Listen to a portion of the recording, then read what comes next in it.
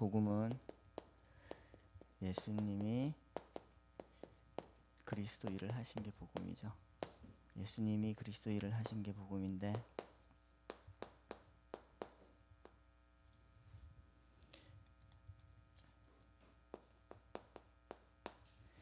이 땅에 태어나는 모든 사람들이 이 문제를 가지고 태어납니다. 쉽게 말하면 문제 속에 태어나요.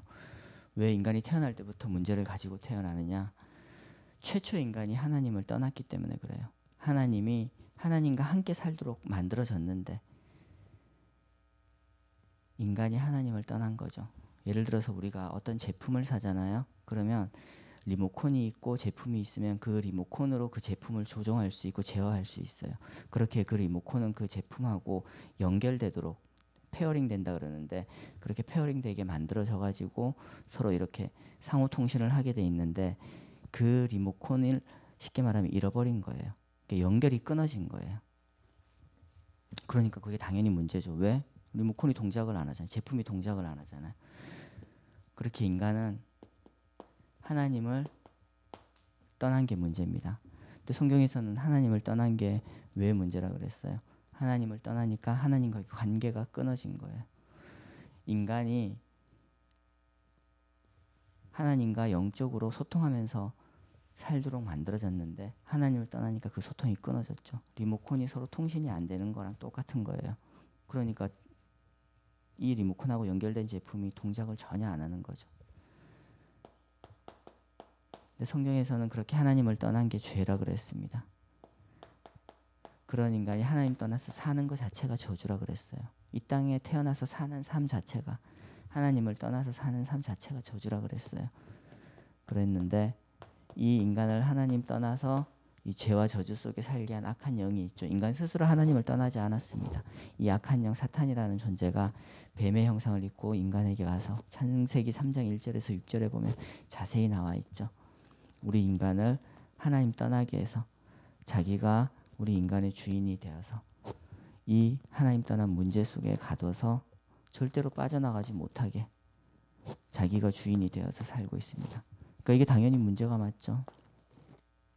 그런데 하나님께서 우리 인간이 하나님 떠나는 걸 아시고 다시 돌아올 수 있는 길을 열어주셨어요.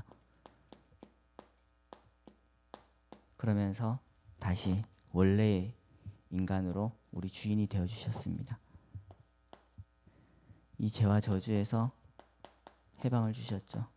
그래서 우리는 해방받은 거예요. 해방받으면 어때요? 자유한 신분이죠. 사단에 묶인 신분이 아니고. 그러면서 우리를 하나님 떠나서 우리 주인 되었던 이 사단을 승리하는 권세를 주셨어요. 이 권세는 우리가 이 땅 사는 동안만 필요하다 그랬습니다. 이 땅에서 사단이 있으니까 이 사단을 이기라고 우리에게 주신 권세, 이걸 가지고 우리는 흑암을 이기는 거예요. 이 문제에 완전한 답이 되신 요 일을 하신 이분의 이름이 예수님이세요. 예수님이 하신 일, 이걸 그리스도 일이라고 하죠. 그래서 예수님이 그리스도 일을 하셨다고 해서 예수 그리스도라고 하는 거예요. 마태복음 16장 16절에 시몬 베드로가 신앙 고백을 했죠. 주는 그리스도시요 살아계신 하나님의 아들이십니다.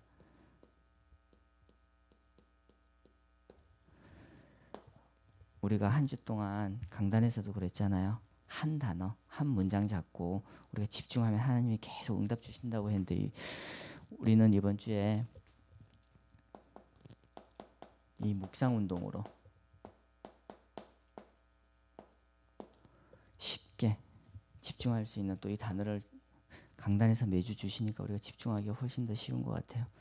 이번 주에는 목사님께서 이 묵상 운동을 가지고 진짜로 이 긴 설교 한 편을 다 하셨는데, 저도 들으면서 너무 내용이 많아서 짧게 이렇게 정리하는데 굉장히 힘들었어요. 근데 여기서 우리가 매일 이 묵상 운동을 할 때 치유가 일어나고, 그 다음에 보좌의 능력이 우리에게 임하고, 그 다음에 시공간 초월되고 237 빛이 임하고, 그러면서 우리의 과거가 정복되고 오늘이 정복되고 그 다음에 미래를 정복하는 CVDIP를 가진다고 말씀하셨어요.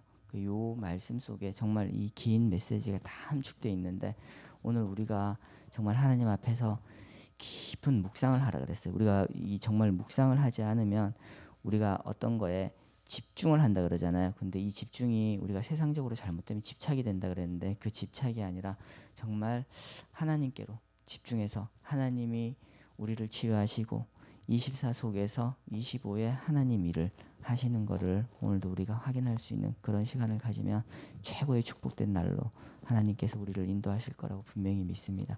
그래서 이 한 주 동안 우리가 정말 조용하게 그다음에 차분하게 이 묵상 운동을 해보라 그랬어요. 그러면 정말 내 속에 내가 나를 치유하지 못했던 그다음에 나도 모르게 치유받아야 될 그런 모든 문제들이 이 묵상 운동을 통해서 하나님 치유하신다고 하셨으니까 조용하게 하나님과 정말 가까이 할 수 있는 시간을 꼭 가지시기를 바랍니다.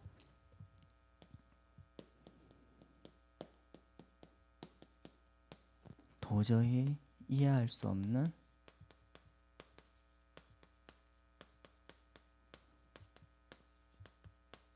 복음. 도저히 이해할 수 없는 복음.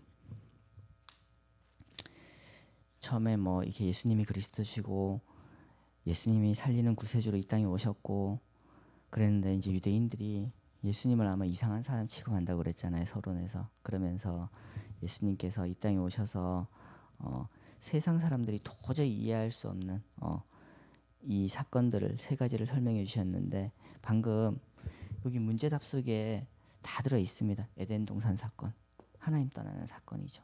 그 다음에 노아 방주 사건, 그 다음에 네피림 사건 그 속에 다 들어가 있죠. 그 다음에 이 저주, 지옥 배경 이 속에서 우리는 이미 해방 받았어요. 우리의 신분은 해방을 받았잖아요. 해방을 받아서 자유한 신분입니다. 사탄이 주인이 되어서 이 속에 사단의 종된 신분이 아니라 하나님 자녀로 해방받은 답 속에 있는 신분이에요. 그걸 이번 주에 다시 말씀을 해주셨는데 이 120명의 하나님 제자가 세계 복음화를 했다고 했잖아요. 그 사람들이 가지고 있었던 게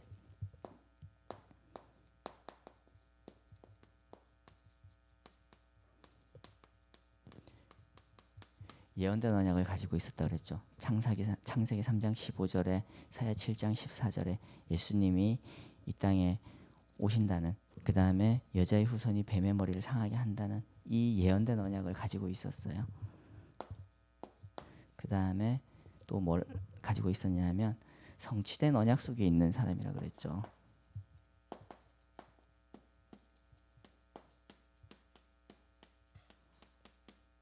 성취된 언약은 뭐예요? 예수님이 이루신 거. 성취하신 이 언약을 말씀하시는 겁니다. 마태복음 16장 16절에 우리가 신앙 고백하는 예수님이 그리스도 일을 하신 것. 이 성취된 언약을 가진 자라 그랬고 그 다음에 세 번째로 성취될 언약.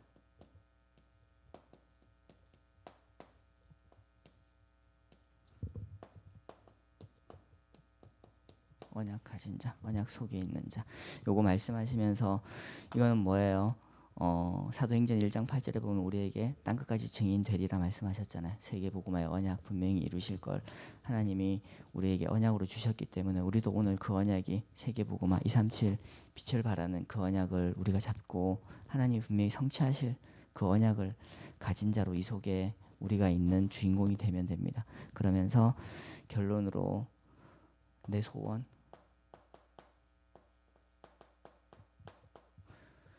내 소원이 하나님의 소원이 되어야 된다 그랬죠. 그 다음에 내 방법이 아니라 하나님 원하시는 하나님의 방법.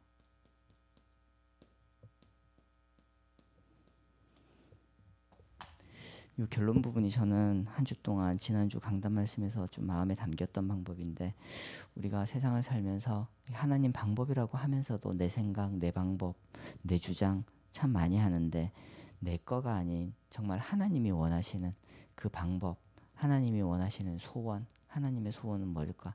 그걸 우리가 조금만 묵상하는 거.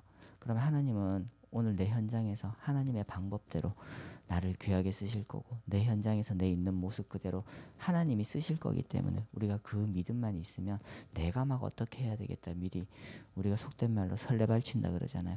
그런 거 한 개도 안 해도 될 것 같아요. 조용하게 하나님의 인도를 우리가 묵상하고 있으면 하나님께서 하나님의 방법대로 하나님의 소원을 분명히 이루실 줄 믿습니다. 우리가 이거를 믿는 게 참 중요한 것 같아요. 이 언약 잡고 우리가 오늘 하루도 승리하고 저녁에 정말 우리가 잠자리에 들기 전에 우리가 차분하게 하루를 정리하면서 하나님께 은혜 받는 그 기도 속에 오늘 하나님 인도하셨다는 것을 확인하는 그런 하루가 되기를 기도합니다.